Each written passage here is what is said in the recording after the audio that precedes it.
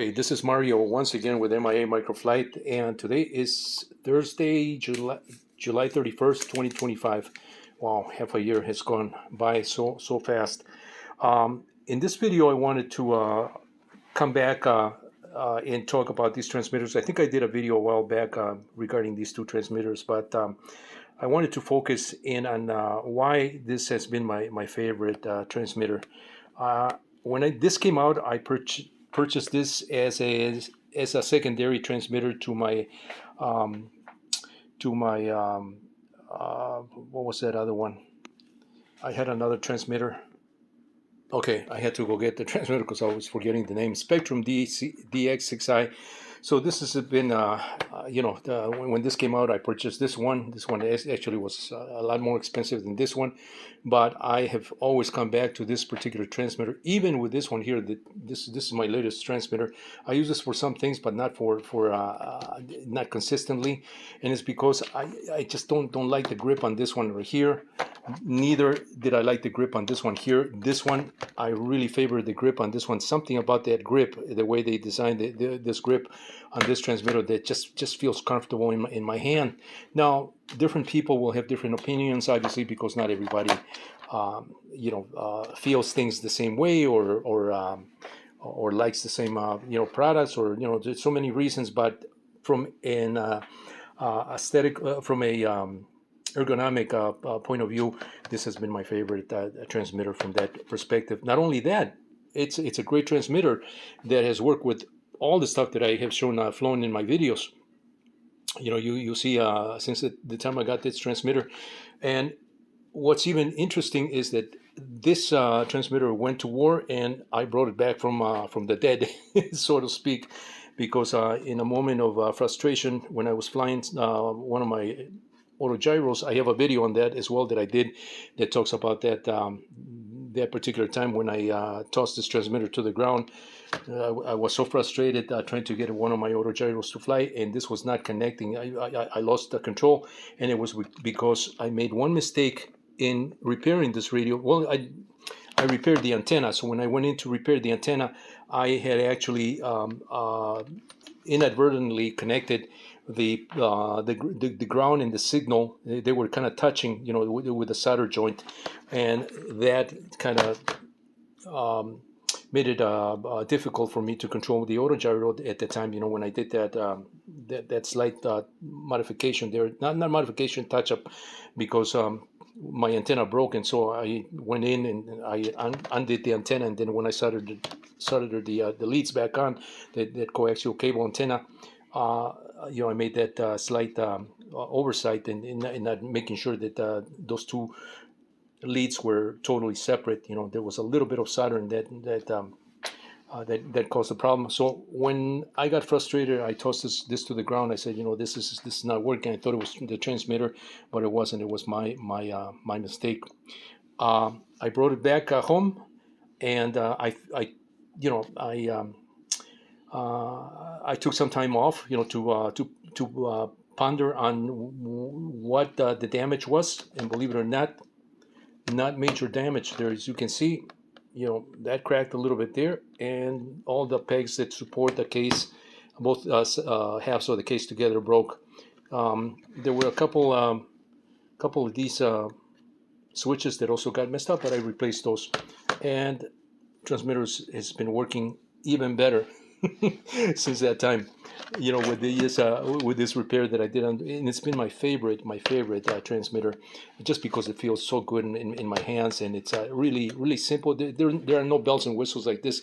This got so many programming features that unless you fly some really heavy duty aircraft like jets or something like that, then, or our helicopters that have all the bells and whistles, then I would say go with something like this. But for just your basic airplanes, radio control 4-channel operation, like the ultralights that I fly, even helicopters, coaxial helicopters that I've been showing, my auto gyros, pretty much I've used this for everything, because also I bought a lot of the DSM2 transmitters when this radio came out. The orange transmitters.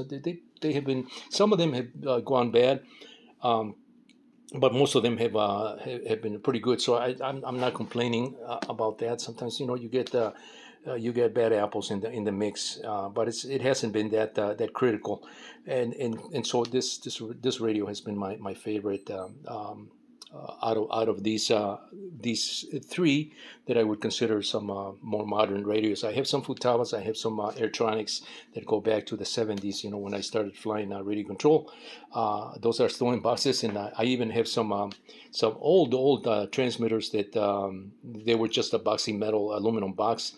Um, I think those were manufactured by Tandy or Radio Shack or one of those companies that, and you had to, you assemble the servos yourself. I mean, it goes back to the, even way before the 70s. So I have some of those transmitters that I keep for, for historical purposes, and because it's just interesting, to see the variation of products that have come along, with new technologies. But having said all this here, I just wanted to introduce this and just give a little background on these transmitters here. This one, by the way, is totally decommissioned, and I took some of these parts out, to use in some other things, and so, but this has an issue. This developed an issue with the control board, and so instead of me spending the time, I could replace I could fix the control board, but I decided not to go that route because it's like I said, it's I don't know, I don't like the feel of this transmitter. I never really liked it, and when this came out, this became my favorite, and even to this day, like I said, it's been my favorite transmitter. So from that repair job that I did, this transmitter has never been better. It's been a great transmitter. I mean, the antenna is gone. I don't need that extension here. What I did is I put the antenna. I routed the antenna in the the little pigtail, the part that does the active part, which is about I don't know, it's about 10, 20, 30, something like 30, 34 millimeters, is sitting right underneath this top of the transmitter. So that's the way I've had it. I've flown with no issues. All my videos that I show my models flying pretty far, no issues whatsoever. I never had any glitches. I never had any issues whatsoever. And so that's the other reason why I rely on this transmitter. Today I opened this up because I was having issues with this controller here. This thumb wheel. It's a push button thumb wheel, to select the the model. So that was getting stuck, and I wasn't able to do what I'm doing here. It would get stuck, and it was very difficult to make selections. The other thing is these switches. I could not look at that. Let's see.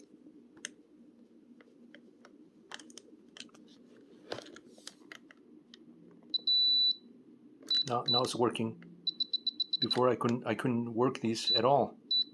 Now it's working just fine on all of them. Nice and smooth. Nice and smooth.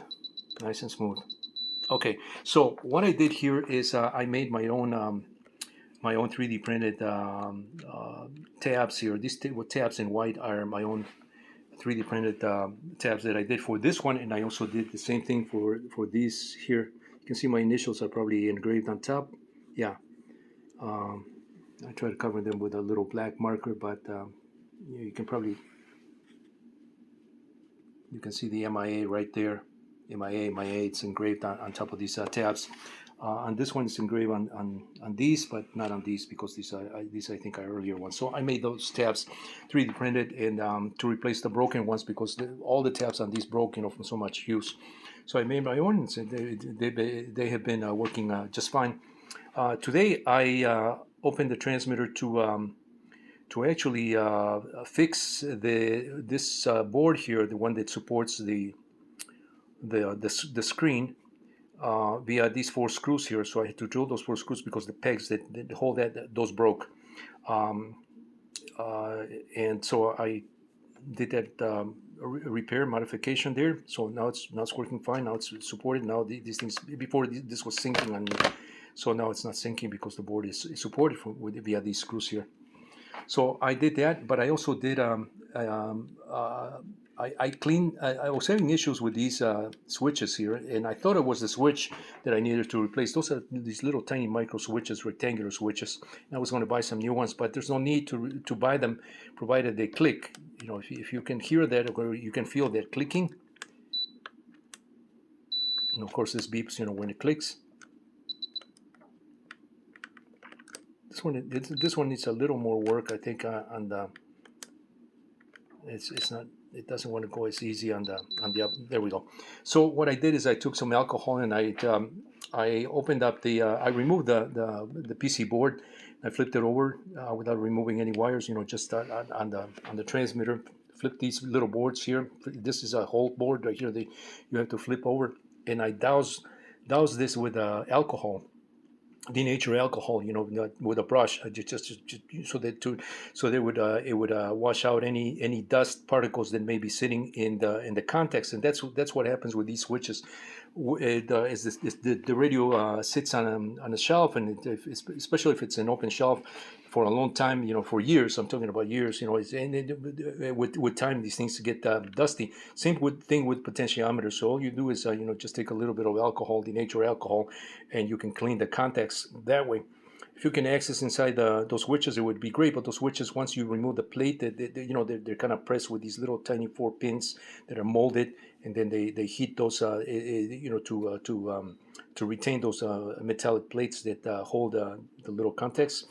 You know, once you remove that, then you risk that coming loose again. So I didn't do that. I just doused, like I said, all these contact switches, you know, with alcohol. I did that a few times, and that removed any dust particles between the contacts that were preventing this from making contact before. So a nice little tip, if you don't know that, you know, keep that in mind, that you can do that to your transmitter. If you're losing the contact, you know, to use alcohol. You know, just douse those switches in alcohol. You know, take a brush, dip it in alcohol, get a good amount of alcohol, and just let it sit there. If you have one of those compressed air spray cans, you know, you can use that also to dust off any remaining dust, and so that's how you clean that up. Yeah,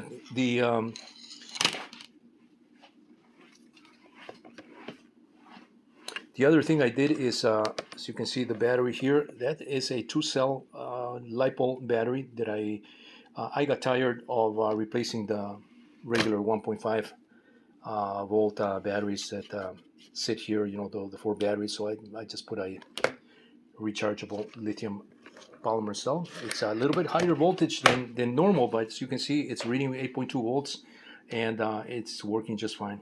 You know, and I've done that before, so I'm very confident that nothing's going to go wrong here. So that's my modification with this radio. It's still my trusty radio. I just love this freaking radio. It's old and modified and fixed up. It is. I love this transmitter. This one right here is sitting basically on one of my shelves. You know, I keep it in a box. It's a really nice transmitter, but I just don't like the feel of this. It's a little uncomfortable. And my hands are not that small, and they're not that big, but you know, they're average size hands, man's hands. And so this, for me, it just feels more comfortable with this transmitter, and that's you know, like I was saying in my earlier part of this video, that's the reason why I like this. This right here, just the feel on this thing is not the same. And if we look at the back, it's very, very similar, but as you can see, this has a little more ergonomic design than this right here. This is just you know, this is almost even the curvature is more on this one, I believe, than this one here. Yeah, that's why I feel this way. This feels like it has a little more grip. And on top of that, it's got these little indent, these what would you call these raised pegs here. This pattern here that, you know, when you put your finger here, you can feel it, and it also is a gripping surface. This one doesn't have that. You know, it's smooth. and just that the transmitter never felt good in my hands. And I know that some people that were diehard Spectrum DX6i users, they're probably not going to agree with me, but that's just my opinion. You're entitled to your own opinion on with these transmitters, but this has been my favorite transmitter, and the reason why you see this constantly in my videos. And it's a great transmitter. It's got the basic features. I don't need all the bells and whistles like on this one. I don't have telemetry. I don't have that. The simpler you keep things, the better, in my opinion. And that's how I also design my models. I keep them very simple. None of my airplanes. Even some of my helicopters don't use these flight controller stabilization systems, to assist in controlling the aircraft. I don't use that, especially on my airplanes. I don't use any stabilization, electronic stabilization whatsoever. I just make sure that the airplane is well designed, well balanced, and most of the control is done, by the pilot, by myself. I don't use I don't use flight controllers, like I said, even on some of my helicopters. Now, on some other helicopters, I do use stabilization because it just requires stabilization. Otherwise, it's very difficult. But even with that, I still use this transmitter right here. With my coaxial helicopters that I've been showing, I use this transmitter here, and this is what I'm going to be using. I really like this transmitter. It's unfortunate that I can't. I was trying to find a used transmitter that I can replace the case, uh, but I just can't find one for sale that's. I mean, they have. There's a couple companies that are selling these. They're going for $79. One I saw for $79, and another for $110. This particular brand, DRX, because they do have a similar one, and I do have that radio as well by FS Fly or something like that. It's very similar to this one, but it's not the same. That the gimbals don't feel the same. They feel really wimpy, and the transmitter also doesn't feel the same, even though it looks almost exactly the same. But this is it's just my first go-to transmitter. As I was saying, if I can find a case or another transmitter that probably somebody doesn't want or wants to sell it cheap enough, let me know. If you're one of those people, I could use the case, because this case is beat up, and I would like to get a new case for this. The other option that I was considering is replacing the case, just redesigning the case myself. Do it in a 3D printer form, with my own my own case, to fit all these components here, which is really not hard. It's just a little bit time consuming because I have to basically start from scratch. I have to basically start with a box and then start tweaking it and molding it and making it conform to all these buttons and switches and etc. But if it's just a rectangular box, it's really not hard because all these things are level. Nothing is on a curve. There's no funky geometry. These switches could be all in one. Even this switch can be all in one. Just on the top section right here in front. Just flat. It doesn't need to be at the back. But it's nice to have it at the back. But these switches here can all be at in one row or on top. So it's not that difficult as far as doing a box, for the electronics here. So that I may just do that if I can't find a transmitter, the same transmitter cheap enough. I'm willing to pay $25, for a transmitter, for this transmitter. I'm not going to pay $79 or $110 for a transmitter that I paid $49 when it was brand new. So